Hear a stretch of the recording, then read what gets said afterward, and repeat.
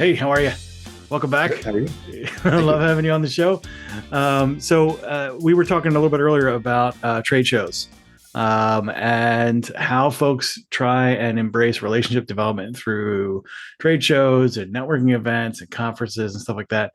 You and I have both had sort of just horrible experiences to things. Not to say there's not, silver linings in there somewhere. But I wanted to get your take on how that works relative to things like what we're doing with podcasts. Yeah, great question. For me, I'm obsessed with efficiency, and that's where the in-person, networking conferences thing really breaks down. I have value for it. Make no mistake. It's how I originally built, essentially my original network, and it was effective, but definitely was not efficient. I got to the point, this was pre-pandemic, the before times, but doing multiple events per day and the time, back and forth and at the event. And occasionally you'll go to a new event, but it won't wind up being a great event. You won't meet a lot of people there that really is a great fit. Not even people that even if you wanted to, you could help. And after you've done, enough of that, you will have met some good people, but you won't have done so very efficiently. So I have value for them, but it's got to be for a very specific purpose, right? I've been to so many events at this point that I couldn't even quantify how much time I've spent at those. And something I didn't realize until actually the pandemic really opened my eyes to it to a certain extent was just how time consuming all of it is and ultimately how expensive it winds up being. Opportunity cost wise, in person and physical anything is crazy expensive. My tech people will definitely understand and appreciate that. But every time I have to do something, I just went to an in person, physical event last night for first time in a couple of weeks, and just like getting in the car and driving there and sitting in traffic and being late and all these things. And then by the time I was there, I didn't know who was going to be there. The event ended up being, okay, but the last like 90 minutes or so, it was like kind of a round table format, but I didn't even say a whole lot. So I didn't get a lot of time to build a lot of relationships with anybody, but I did learn a little bit from some other folks. So when we collectively add up all the time and effort that we're putting into a lot of this stuff, if you have a better opportunity ROI wise and opportunity cost wise to spend at least some of that time. I'm not saying all of that time because the in-person stuff is important and I still do some of it, but I've cut back on it quite a bit, especially once I found out how effective something like building relationships virtually or asynchronously by having a valuable hook for your prospect, like inviting them as a guest on your podcast, what we do at Podcast Chef. Once I found out how effective that was, it changed everything for me because now I could do so many things that I couldn't when it came to going to a conference, for example, right? A conference might be on a certain topic, but like if I don't know who's going to be there, my personas may or may not be there. It's difficult to kind of figure out in a group of people which one is my persona, what title do these folks have, a lot of time, effort, and research needs to go into that. And oftentimes it's like opaque. So you really can't figure that out all that easily. And a lot of time will be invested trying to figure that out. But with having a great hook that enables you to build relationships that way, I can reach out to specifically the person at the company that I want to build a relationship with. I could even build a list of those folks. And because the response rate is so strong, I can get a lot of responses back and start building a lot of great relationships rather like efficiently. And that's the big thing is like in-person networking and in-person stuff is effective, but it's not efficient. Leveraging something like a valuable hook for your prospect, like inviting them to be a guest in your podcast, is both effective and efficient. And that ended up being a much better solution for me. Yeah, I can imagine, going to a conference or a trade show and trying to find an organic way to get in front of your ideal prospect who is the VP of sales in this organization and go, how am I going to find my way to a conversation with that guy while I'm at this show? Or how am I going to meet with that woman while we're, in the middle of these sessions at these breakout rooms or whatever? That gets really, really dicey pretty quick because to your point, I think everybody's motives at a trade show or at a conference or at one of these business card exchanges is almost by default opaque, right? You almost have to assume everyone's going there to sell you something. Yep. And that makes everyone kind of in full self-defense mode, right? Right. Whereas, that same person you ask them to be a guest on a podcast, the conversation dynamic changes completely. Totally. It neutralizes the defense mechanism, which is great, right? It's a shame everyone's defense needs to be up at all times, but I understand why it is. You took one look at like my inbound LinkedIn connection requests, you'd have really good understanding as to why. Just like total epiphanies and page after page of text, just like people that have no connection to me whatsoever that go right into selling and hitting me with quotes and proposals and all kinds of stuff. I just I hope that it's fully I mean, if it's fully automated, shame on them because that's Right. abuse. But if they're actually copying and pasting or typing that stuff, I just like I feel sorry for them because I never read any of it.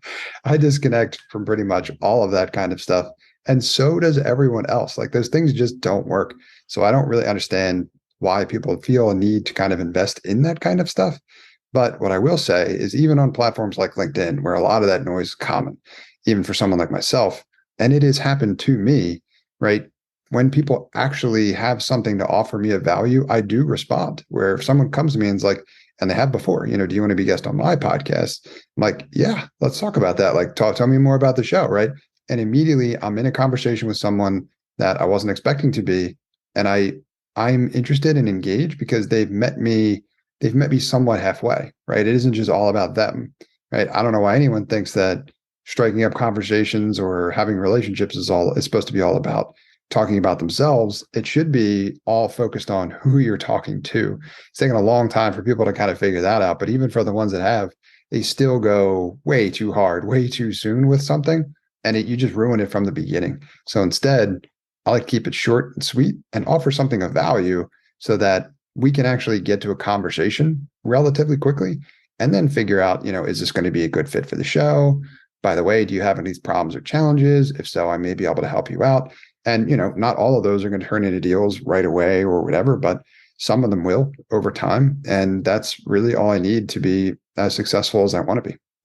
But to be clear, like this whole hook idea isn't new, right? So you do go to a conference or whatever, and what do? They have those branded little tchotchkes, like the little stress Right. balls or the little, the water bottle. That's what sealed the deal for me. Like I, I was going to go to a different booth or I was going to go talk to a different person, but they had a water bottle, so yay.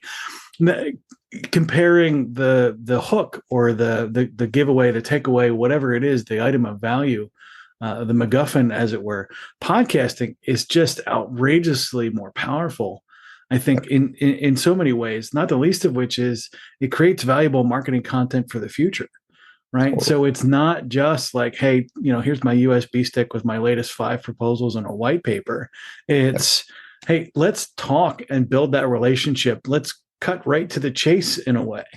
Yep. So we don't have to try and do this whole like, this is my brand, this is what I'm all about, blah blah blah.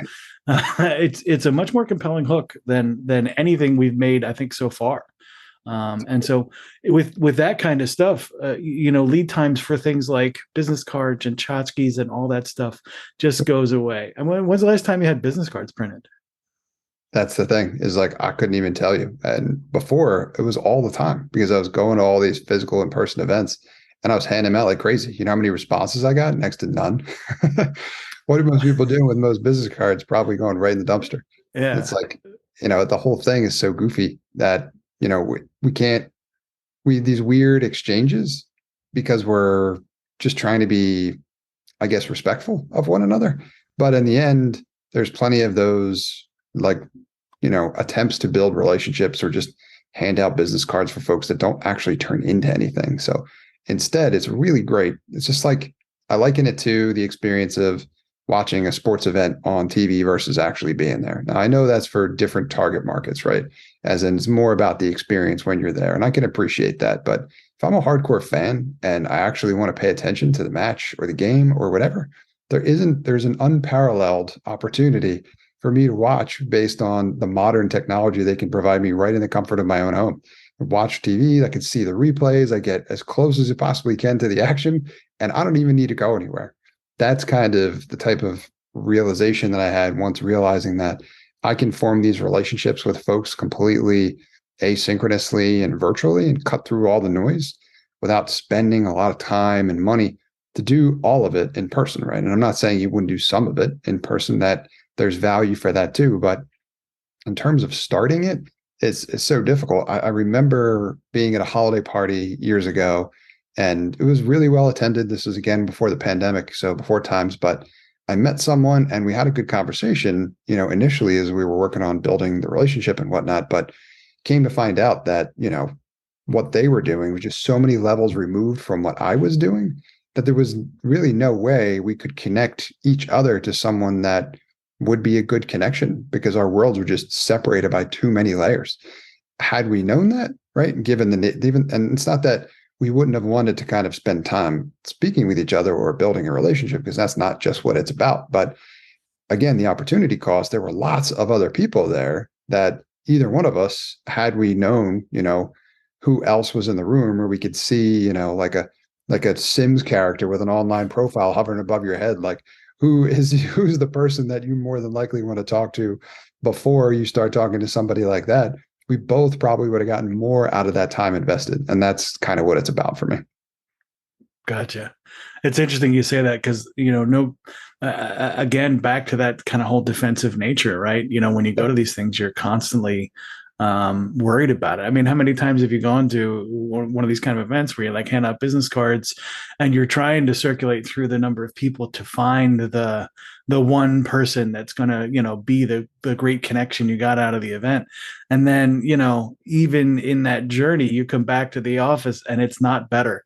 What it is now you've got spammed. You're on 58 different newsletters. All of them are horrible. They're all hard sell.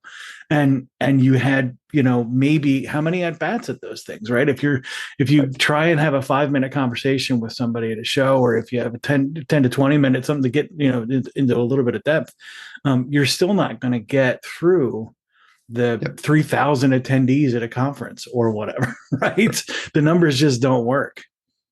Yeah, I've got a buddy who, to try to combat or try to solve that problem, when I do the in-person networking events, I try to be present and have a real conversation with whoever I'm speaking with, understanding that I'm only going to have a handful, right? And that is what it is. And it is a problem to an extent, like you just mentioned, but I've got a buddy who takes a completely different approach and he tries to like speed round, meet everyone in the room and only spend a couple of minutes like talking to everyone. And to me, that doesn't make any sense at all, because you're not remembering anything. You're not really knowing who you met. And you just don't have enough time to make it look like you're actually interested in developing a relationship with that person. So no matter how you carve it up, regardless, it's really difficult to make anything like that particularly efficient. You have to essentially be comfortable settling for hoping that the event you're going to is going to have the people that you're trying to connect with, hoping that they're going to be open to having a conversation with you. When you have that conversation, hoping that conversation goes well, hoping that, they may be in a position to actually need whatever it is that you're doing. Otherwise, if any one of those fails, then that time spent, which is significant, is probably not going to be super worthwhile. And that's what makes it so expensive, besides all the other obvious stuff. It just occurred to me that's a whole lot of hope for a solid business development strategy. Exactly. It's like it really feels spray and pray, as in like we're just throwing Hail Marys all day. How often does that work out? I thought it was Moneyball style that we were going for here. Can I just take all of our marketing budget and throw it down a well and just hope that the wishes get granted? Right. I mean, it's a similar kind of chain of causality here. And I'm not, again, it's easy to poo-poo this stuff because we found something that works out so well. That's not to say there's not value in the face-to-face. And when it's highly targeted and highly strategic, it can be really effective. But it's probably never going to be efficient, right? It's always going to have a certain amount of premium attached. And that premium, has, to your point, it has both capital and opportunity costs. So, I wouldn't want our listeners to think like we're super down on face-to-face. It's just a matter of doing it the right way and at the right time for the right reasons. Yeah, you got to find the balance that works best for you. Like I was doing crazy amount of in-person stuff, like upwards of 3 events a day before the pandemic. And the reason why I was doing that, or felt like I needed to, is because I really wanted to build my network and it wasn't growing fast enough. Now, ultimately, it helped quite a bit to get me to the level that I did, but it didn't really start scaling until I started leveraging basically my podcast in order to meet the right kind of people that I needed to connect with, and much more efficiently.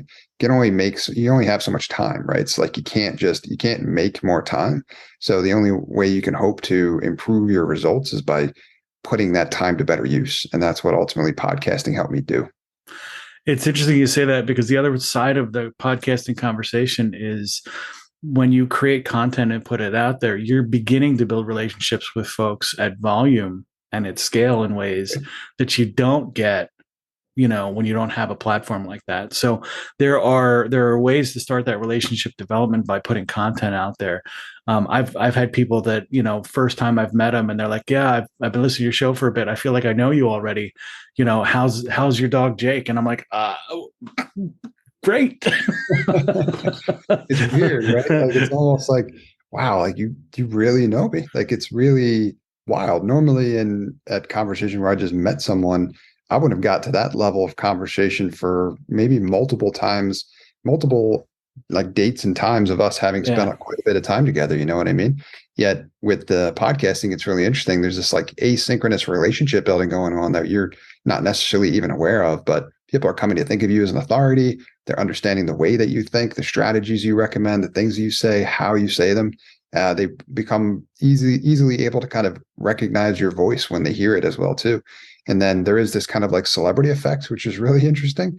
I get that too from folks that have heard me on my podcast. And it's like, no, I'm just, some random guy, nothing too famous going on over here. But it is really cool when it does happen like that, because it's like it cuts through. You start having a conversation with like old friends, but almost right away. It's pretty cool. Yeah, it's a double leverage, right? So it's not just on the I'm picking and choosing as the business development person, the relationships I want to have. It's folks actively start to seek you out. It creates that a much more of a pull style where folks are pulling you in. So thanks again for being on the show. Always love to have you. And as we get more insights into this kind of thing, I think, our experiments continue, right? We're going to keep trying to find stuff. Success is finding something that doesn't work just as much as finding something that does work. So we're going to keep doing what we do, and we'll bring it back to you guys when we find out more. Very good. Thanks, Brian. Thanks. Thanks for listening to this episode of The Consulting Trap. If you have suggestions for future episodes or would like to be a guest on our show, please send me an email at brian@podcastchef.com. That's BRIAN at podcastchef.com. Before we go, we'd like to thank the sponsor of our show, Podcast Chef. Podcast Chef helps turn ordinary podcasting into a revenue-generating lead magnet for your consulting business. Our Podcasting Done For You service takes away the headache of starting up and running your own podcast. Reach out now to take advantage of our 30-day money-back guarantee. Visit us at podcastchef.com to find out how our team of experts can help you leverage podcasting to take your business to the next level.